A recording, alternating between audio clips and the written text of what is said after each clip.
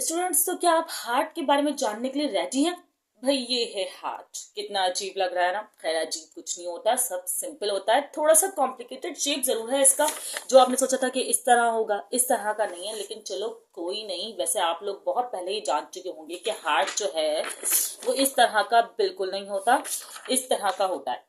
अच्छा, ये हार्ट तो है ह्यूमन हार्ट, लेकिन अभी हम कुछ और हार्ट्स की बात करेंगे क्योंकि आप लोग जानने आए हैं हार्ट के मुतालिक सब कुछ। और अगर आप इस वीडियो को देख लेंगे तो आपको सब कुछ याद हो जाएगा, आपको कुछ याद करने की जरूरत नहीं पड़ेगी। चलिए स्टूडेंट्स, पहले जानते हैं कि हार्ट की कितनी किस्में होती हैं। चैम्बर के पॉइंट ऑफ व्यू से तो 3 टाइप्स ऑफ हार्ट होते हैं। एक होता है टू चैम्बर्ड हार्ट का मतलब अपर जो है ना, एक और काम पहले मैं आपको बता दूं।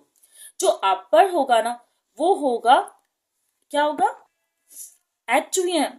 ओके। और जो लोअर होगा उसे बोलेंगे आप लोग वेंट्रिकल। सही है। हार्ट का अपर चैम्बर जो कहलाएगा एट्रियम एंड लोअर चैम्बर कहलाएगा वेंट्रिकल। ठीक है ना। ये हो गए हार्ट के रूम्स एक तरह से। तो अब ये इसका एट्रियम एक है और एक ही वेंट्रिकल है। उसके अलावा राइट एट्रियम, लेफ्ट एट्रियम और ये एक वेंट्रिकल है। अब ये हो गया ह्यूमन हार्ट। ये है right atrium, left atrium, right ventricle, left ventricle. अच्छा, एक बात बताते हैं, क्या आप लोग ये नहीं जानना चाहेंगे कि भाई ये 2 चैम्बर वाला हार्ट किस में होता है? तो ये 2 चैम्बर वाला हार्ट होता है फिशेस में। ये 3 चैम्बर वाला हार्ट किस में होता है? ये 3 चैम्बर वाला हार्ट होता है रेप्टाइल एम्फीबियंस जो होते हैं ना, रिंगने वाले जानवरों, उनका होता है। और 4 चैम्बर तो आप लोग अच्छे से वाकिफ हैं, ह्यूमन बींग्स, क्योंकि आपको पता है कि human beings most developed animals हैं। ठीक है, तो ये उनमें होता है। सही।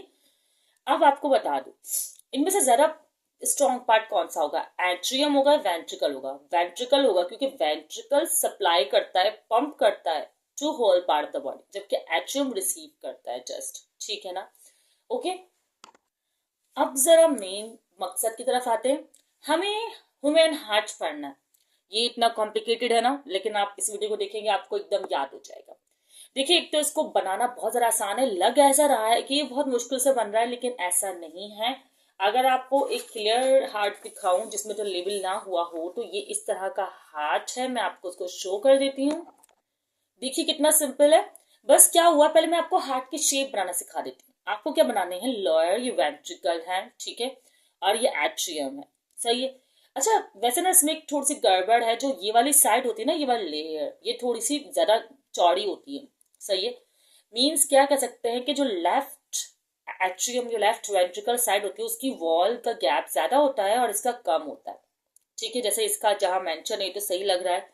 ठीक है। और इसमें एक प्रॉब्लम ये है कि वॉल्व सिंक नजर नहीं आ रहे हैं। तो अगर हम अपनी लेबलिंग वाले डायग्राम की तरफ ही जाएं तो मैं आपको दिखा देती हूँ। बाकी मुश्किल नहीं है, आसान है। देखिए ये शेप्स कितनी आसान है। फिर आपको हार्ट को इस तरह का शेप देना है, थोड़ा सा उस तरफ झुकाना है, मतलब झुका ही हो जाता है खुद ब खुद से।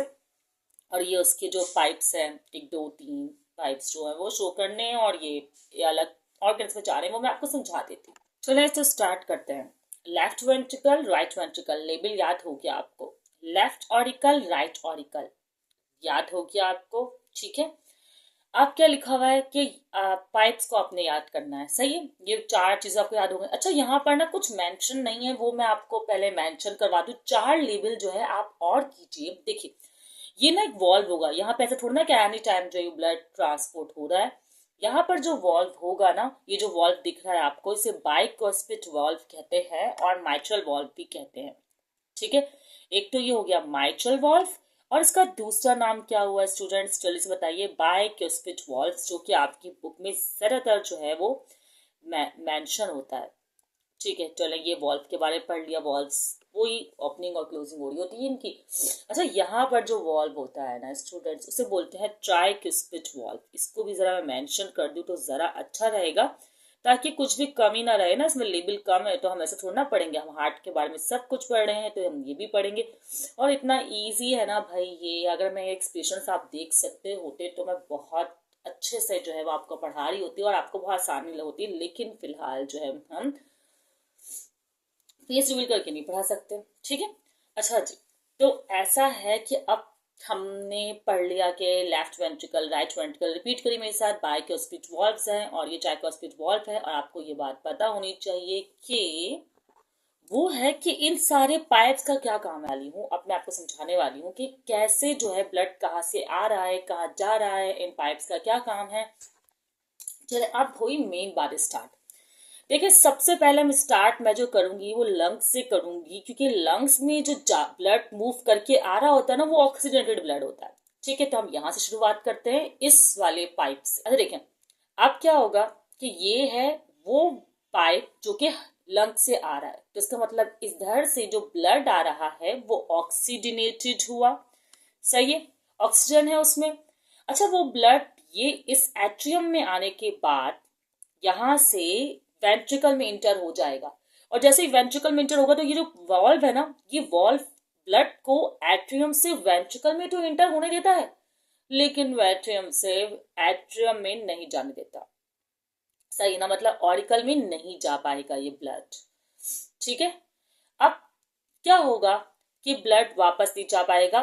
तो ये वाला एक पाइप आपको नजर होगा, ये पाइप यहाँ से ये जो पूरा है ना ये यहाँ तक है। ठीक है, इसको आप बोलते हैं आवर्टा। ये रहा आवर्टा। आवर्टा जो सबसे ज्यादा मेन आपका वॉल्व कहलाता है, क्योंकि यही वो पाइप है, मेन पाइप कहलाता है, जो क्योंकि यही वो पाइप है जो कि ये वाला ऑक्सीजनेटेड ब्लड जो कि लंग से आया है इसको ट्रांसफर करेगा पूरी बॉडी में। पूरी बॉडी मतलब brain, every part, hands, legs, every part of the body में यहाँ से इस वाले जो है पाइप के नाली के जरिए जो है ब्लड ट्रांसफर होगा। ठीक है, अब ब्लड ना बॉडी में पहुंच गया, ट्रांसपोर्ट हो गया, ऑक्सीजन से जो रिएक्शन होते हैं डिफरेंट वो हो गए। अभी हमें उन रिएक्शन से काम नहीं है, हमें तो हार्ट पढ़ना है। जब ये हो जाएगा तो ब्लड ट्रांसपोर्ट होता होता होता होता वापसी इस वॉल्व्स के जरिए। ठीक है, ये वाला ब्लड जो है वो बॉडी से आ रहा है, इस वॉल्व के जरिए वापस ऐड हो जाएगा राइट ऑरिकल में। ठीक है, राइट ऑरिकल में ऐड होने के बाद अच्छा एक और बात आप लोग बोल रहे होंगे, एक मिनट में यहाँ कंप्लीट करूं। आप लोग बोलोगे भाई ये ऊपर की तरफ क्यों जा रहा है, ये नीचे गिर जाएगा ना। यहाँ पे एक तो ये वॉल्व जो है ब्लड को वापस की तरफ, यहाँ भी एक वॉल्व होता है वो ब्लड को वापस की तरफ जो है वो ड्रॉप डाउन होने नहीं देता। एक तो ये वॉल्व क्लोज हो गया, दूसरी बात ब्लड प्रेशर से पंप करता है, सॉरी हार्ट प्रेशर से पंप करता है ब्लड को टुवर्ड्स द बॉडी। ठीक है, सही समझ में आ गया। जैसे एक मिसाल ले लें, आप लोग मोटर चलाते हैं और टैंकी में पानी जाता है, वापसी तो थोड़ी ना आ रहा होता है कि भाई पाइप से वो ऊपर जाने जा नीचे आ रहा है ऊपर जा रहा है, ऐसा कुछ नहीं होता। ठीक है, अब खैर बॉडी से जो ब्लड है वो ट्रांसपोर्ट होते होते ना होकर आ गया है और इस वाले वॉल्व में आ गया है। ठीक है, अब इस वाले वॉल्व से मतलब इस वाले पाइप से होते हुए यहाँ वॉल्व से ये इंटर हो जाएगा राइट वेंट्रिकल में। अब राइट वेंट्रिकल में जो ब्लड आया ना वो ऑक्सीजनेटेड नहीं है, वो डीऑक्सीजनेटेड ब्लड है। इसका मतलब इस ब्लड को दोबारा जो है ना ऑक्सीजन की जरूरत पड़ गई है, इसने ऑक्सीजनेटेड होना है, क्योंकि ऑक्सीजनेटेड ब्लड जो है वही बॉडी की रिक्वायरमेंट है, जरूरत है। ठीक है, अच्छा आप लोग बोलेंगे वापसी यहाँ क्यों जा रहा, इसलिए जा रहा क्योंकि यहाँ भी एक वॉल्व है जो ब्लड को एट्रियोरिकल से वेंट्रिकल में तो आने देता है, पर वेंट्रिकल से ऑरिकल में जाने नहीं देता, क्लोज हो जाता है। ये कौन सा वॉल्व है, ट्राइक्यूस्पिड वॉल्व है। ठीक है, अब क्या होगा, ब्लड ने जाना है फिर यहाँ पंप करेगा हार्ट और ब्लड जाएगा इस वाली वॉल्व में से, इस वाली वॉल्व से होता हुआ इस वाले पाइप में। अब ये पाइप खुद बता रहा है कि कहाँ जा रहा है, टू द लंग्स, मतलब लंग्स में वापसी ब्लड को लेकर जाएगा और वहां से जो है वो ऑक्सीजनेटेड होगा। क्यों पता है, आप लोग सांस ले रहे हैं, लंग्स क्या कर रहा है, ऑक्सीजन को इनहेल कर रहा है और वो ऑक्सीजन एब्जॉर्ब हो रही है और वो ऑक्सीजन एब्जॉर्ब होके ब्लड के साथ जो मिक्स हो रही है और ब्लड के साथ मतलब ब्लड जो ऑक्सीडेटेड हो रहा है एंड देन आपको पता है हीमोग्लोबिन होता है ब्लड में, वो ऑक्सीजन से बॉन्ड बनाता है और फिर वो वापसी दोबारा से इधर इस वाले पाइप में आ जाएगा। कितना आसान था, फिर से स्टार्ट करते हैं। From the lungs blood left auricle में आया, फिर वॉल्व को ओपन हुआ और वो यहाँ वेंट्रिकल में गिरा, ऊपर नहीं जा सकता ब्लड, वॉल्व क्लोज हो जाता है और फिर ये वाले पाइप से होता हुआ बॉडी में चला गया, बॉडी में अपने रिएक्शंस किए, डीऑक्सीडेटेड हुआ, वापसी इस वाले पाइप से जो है वो अंदर आया। ठीक है, इस वाले पाइप से अंदर आया और एक ये ब्लड फ्रॉम द बॉडी जो है वो इनसाइड इधर आया और वापसी लंग्स में चला गया। ऑक्सीजनेटेड होने के लिए कितना सिंपल है हार्ट को पढ़ना, इतना कॉम्प्लिकेटेड नहीं है हार्ट। इसके नाम याद करना बहुत सिंपल है, इसके वॉल्स के नाम याद करना बहुत सिंपल है, बस ये दिखने में कॉम्प्लिकेटेड लगता है। और एक और बता दूं, हार्ट का फंक्शन ब्लड को ट्रांसपोर्ट करना है, बिल्कुल भी हार्ट का फंक्शन इमोशंस और फीलिंग से रिलेटेड नहीं है, ये बात जरूर याद रखिएगा। सही है, जब बोलते हैं मेरा दिल कर रहा है, दिल बेचारा बोलता है यार मैं कब कर रहा हूँ, मैं कब चाह रहा हूँ कि ये चीज खाए या ये चीज वो करे। काम जो है ब्रेन का है, ब्रेन करता है ये काम, ठीक है।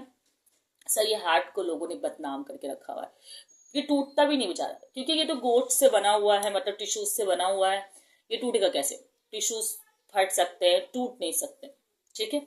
ओके, अब students MCQs point of view से और नॉलेज के बारे नॉलेज के हवाले से आपको कुछ बातें और जाननी है। जो वॉल होती है ना हार्ट की, सराउंड द हार्ट, जैसे कि ये वाली भले जो दरमियान में इनको सेपरेट कर रही है, जो भी है आउटसाइड, इसे बोलते हैं मायोकार्डियम, ठीक है, muscle layer of the heart, ठीक है। और जनरली ना इस पूरे को तीन में डिवाइड किया गया है। जो बाहर वाली साइड है, लेयर है, उसे बोलते हैं एपिकार्डियम। जो अंदर की साइड है उसे बोलते हैं एंडोकार्डियम। और जो लेयर जैसे सेपरेट कर रही है, सेप्टम कहलाता है ये सेपरेशन, और सब तो कहलाएगा मायोकार्डियम। स्टूडेंट्स, अभी तक आप लोगों ने कमेंट नहीं किया होगा कि ये हार्ट पंप कैसे करता है, मतलब कि बॉडी के और भी पार्ट है, तो चलो लंग्स का समझ में आया कि वो एयर को इनहेल कर रहा है, एक्सहेल कर रहा है, और भी चीज आपको समझ में आ रही होंगी, लेकिन आपने ये नहीं सोचा कि हार्ट पंप कैसे कर रहा है। जब मैंने मोटर का जिक्र किया था, तो मोटर को तो पंप करने के लिए इलेक्ट्रिसिटी की जरूरत पड़ती है, तो हार्ट को भी तो कोई ऐसी नीड पड़ रही होगी ना, पढ़नी चाहिए कि नहीं पढ़नी चाहिए। तो हार्ट को जो करंट सप्लाई करता है वो होता है एस ए नोड, जो कि इस तरफ होता है, उसे बोलते हैं एस ए नोड, ठीक है। ये हार्ट को करंट सप्लाई करता है, और क्या होता है कि इस तरह इससे इसकी वजह से हार्ट पंप करता है और ब्लड जो है वो ट्रांसफर होता है ऑल ओवर द बॉडी, ठीक है, या लंग से कहीं भी इधर मूवमेंट जो भी होती है ब्लड की, वो इस वजह से हो रही होती है।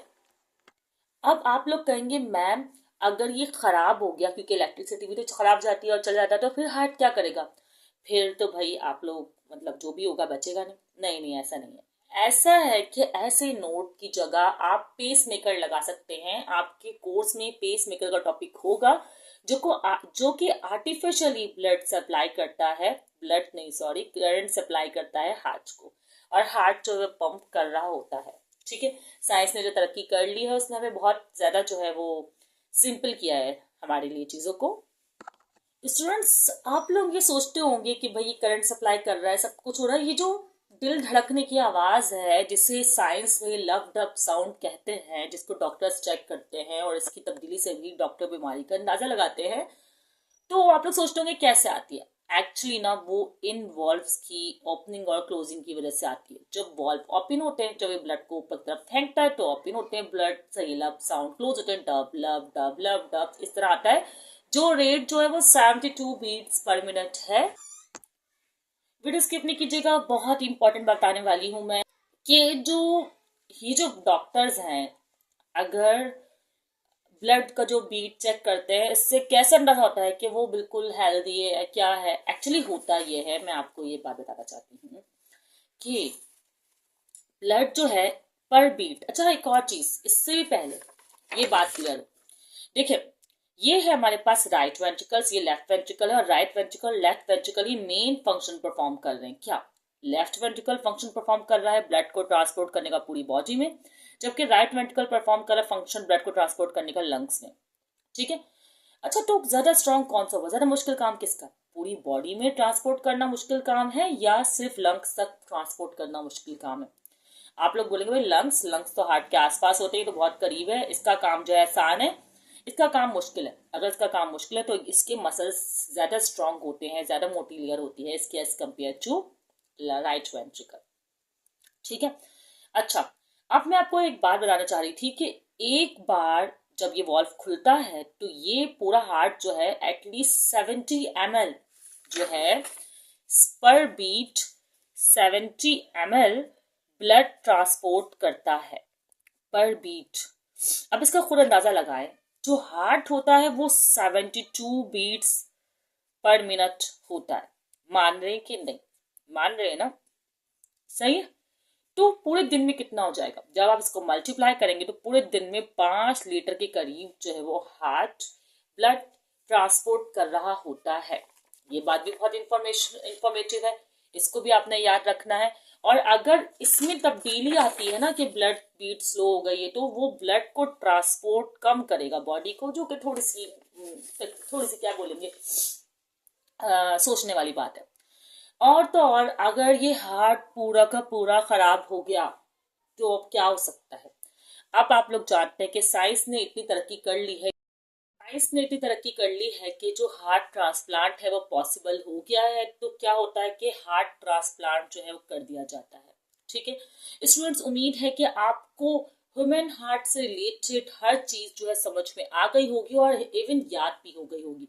लेकिन अगर कोई मसला हो आपको तो आप कमेंट कर सकते हैं, मैं आपको उसका जवाब दे दूंगी। क्या पता मैंने कोई बात मिस कर दी हो जो आपको ना बताई हो, वो भी आप मुझसे पूछ सकते हैं।